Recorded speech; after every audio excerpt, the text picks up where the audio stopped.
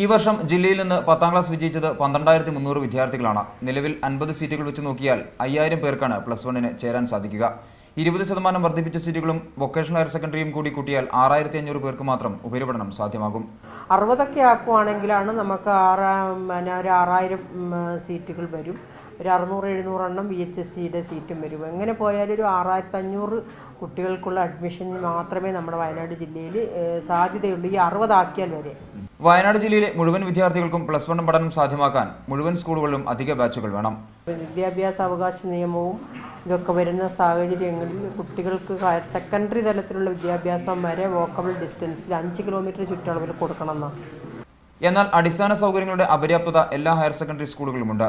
നിലവിൽ 50 പേർക്ക് പോലും ഇരുന്ന് പഠിക്കാനുള്ള സൗകര്യം പല സ്കൂളുകളിലുമില്ല. സീറ്റുകൾ വർദ്ധിപ്പിക്കുന്നത് വിദ്യാർത്ഥികളുടെ പഠനത്തെയും ബാധിക്കും.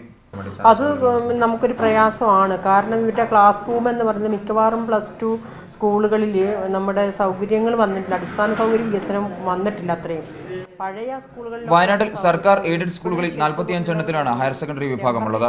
കൂടാതെ 5 അൺഎയ്ഡഡ് സ്കൂളുകളിലും. ആദിവാസികളടക്കമുള്ള വയനാട്ടിലെ വിദ്യാർത്ഥികൾക്ക് ഉപരിപഠനത്തിനായി മറ്റു ജില്ലകളെ ആശ്രയിക്കേണ്ട അവസ്ഥയാണിപ്പോൾ. മനേഷ് മൂർത്തി, മീഡിയ 1, വയനാട്.